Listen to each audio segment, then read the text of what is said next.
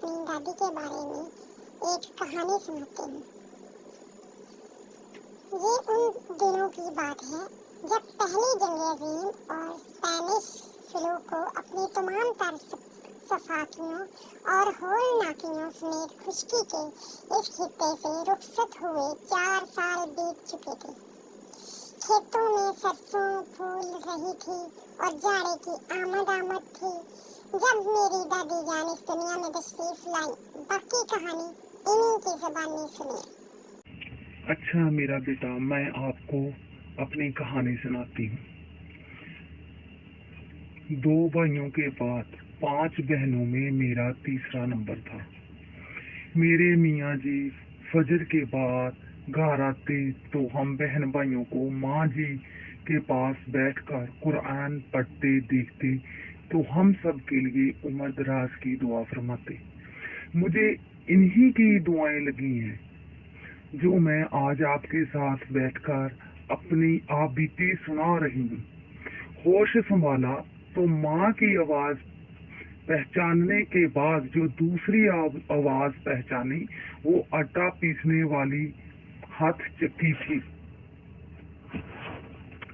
रजाई में दुबके दूसरे कमरे से चक्की की आवाज गड़ड़ गड़ड़ सुनने साथ में धीमे सुरों व कलाम बाहू की आवाज भी आ रही थी, जिसका मतलब तो कुछ समझ में नहीं आता मगर सुर बहुत भले मालूम होते।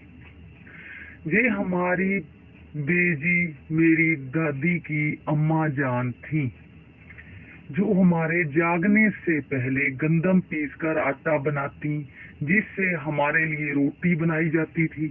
जरा होश संभाला तो फजर के वक्त बेजी के साथ चक्की चलाना और शाम के खाने के बाद दिए की लो में चरखा काटना सीखा।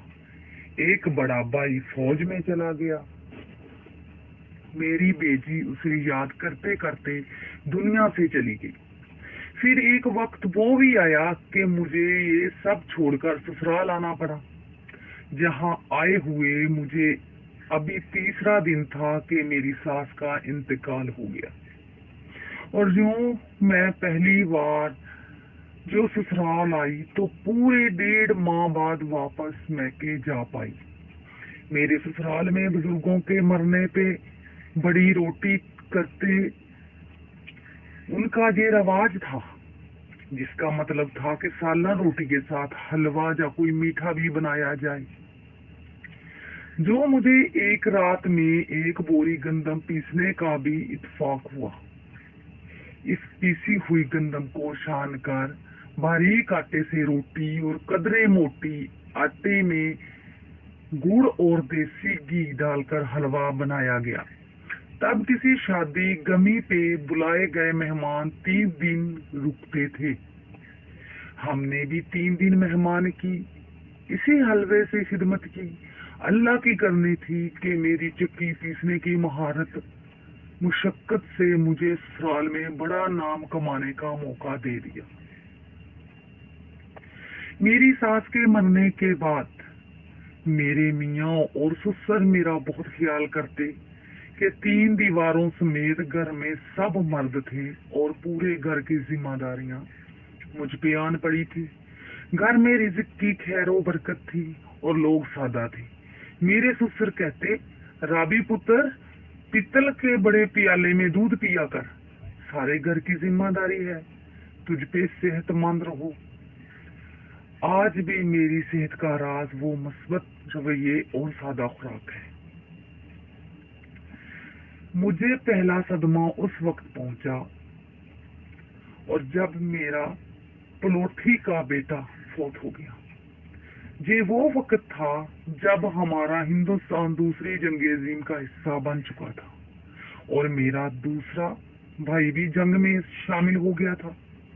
साबुन और अनाज की कमी हो गई थी। गंदम वाफर मुकदार में नहीं उगती तो बाजरे और मकई के अलावा कई और वो अजनास जो आजकल की खवातीन गंदम से चुनकर बाहर फेंक देती हैं, हम इनमें नमक मिर्च शामिल करके उनकी भी रोटी बना लेते थे। सारा गांव एक कुनबा था, पैसा नहीं था मगर किसी का काम रुकता नहीं था। सब काम के बदले काम करते थे। शादी ब्याह पर सारा गांव शामिल होता। आजकल की तरह नहीं कि सिर्फ लालटें देखकर पता चले कि हमसायों के घर शादी है। तो अच्छा बेटा, अब मैं आपको बाकी की कहानी कल सुनाऊंगी। काफी टाइम हो गया, मुझसे इतना बैठा भी नहीं जा रहा। चलो बेटा, घर चलते हैं।